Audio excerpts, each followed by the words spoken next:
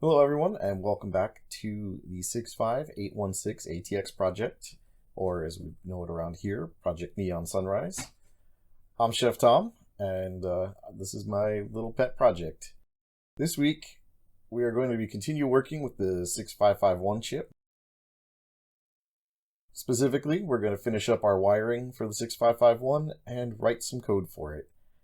With the code, our goal for today is to write text back to our PC through a serial terminal and eventually have it respond when it gets data from the PC to respond with something back.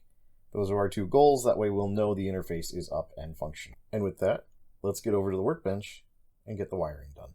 So, if you've been following along on the blog, delivery day came. I've got all LS chips now. I've got a proper 4-input NAND and gate. Wow, I'm going to keep saying NAND.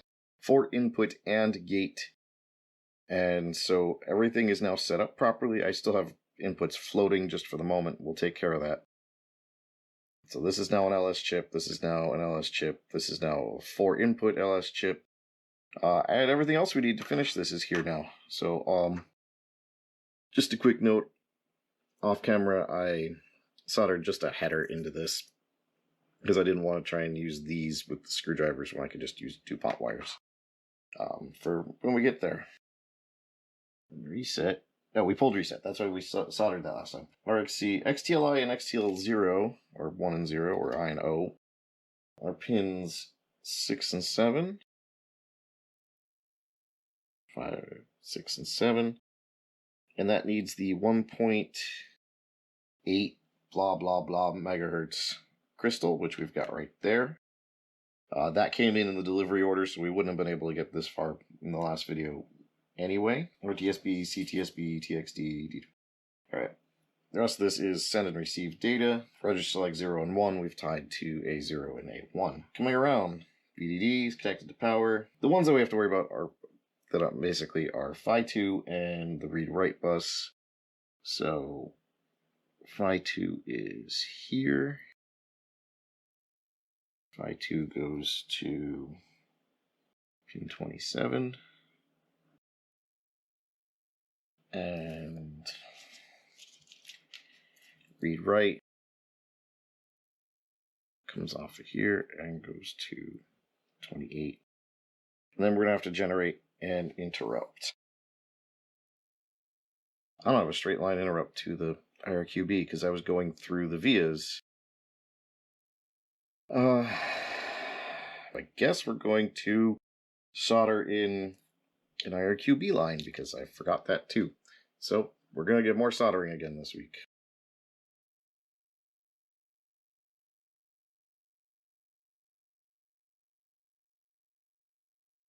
And IRQB will be on pin 4. So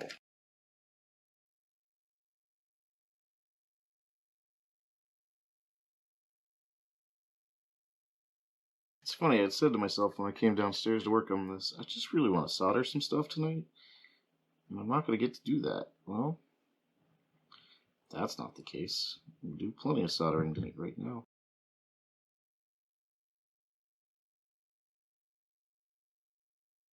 I'll hold the bodge.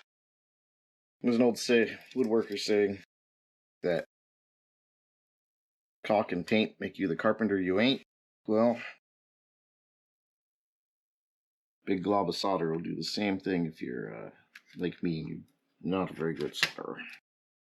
Big glob will help out.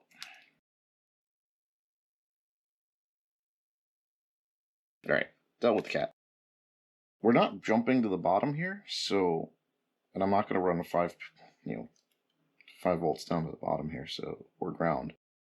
So I'm going to move IRQB here. We're just going to have to remember that that's what we've done with it.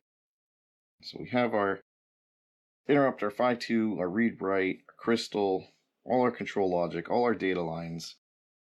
All that's left is to hook up the port and the line driver. I've got the line driver here. This is a Max 232 EPE. Alright, so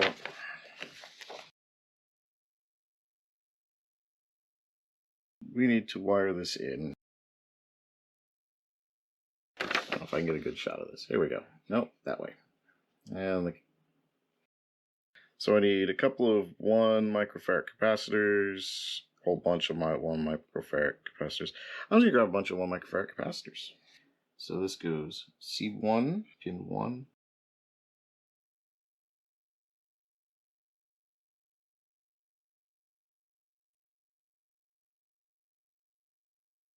I probably should have drawn this out first.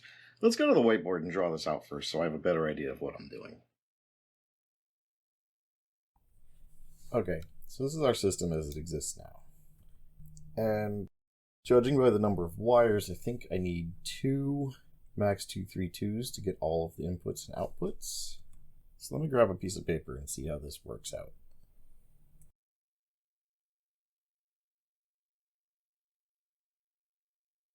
What did I learn from all of this?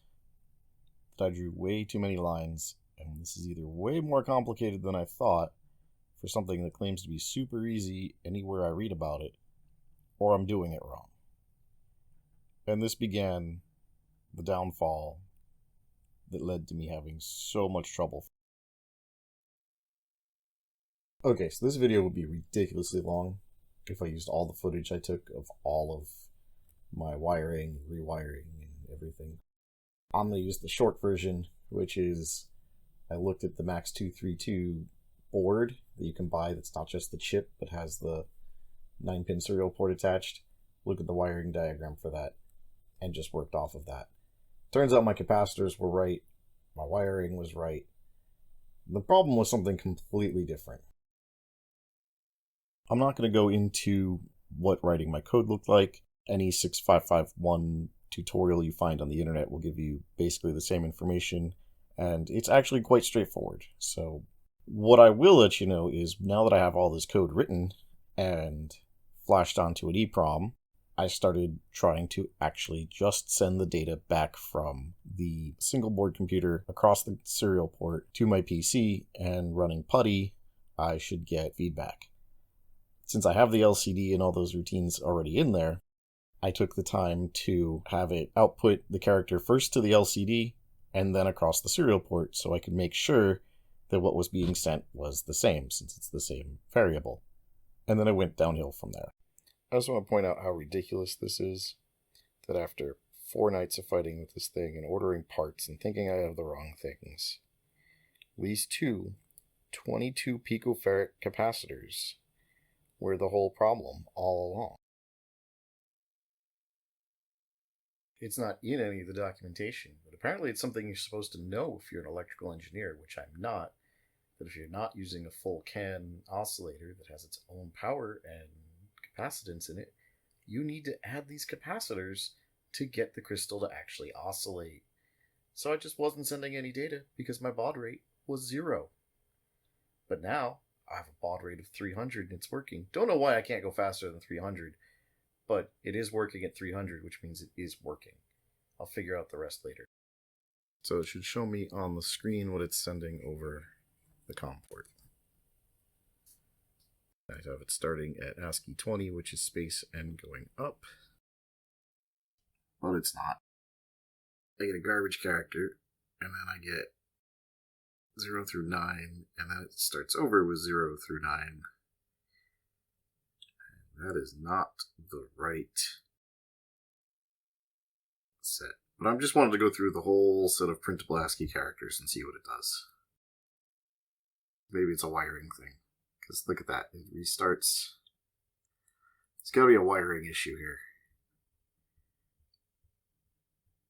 Yeah, look at that. Something's wrong. There's some wire's not connected right there.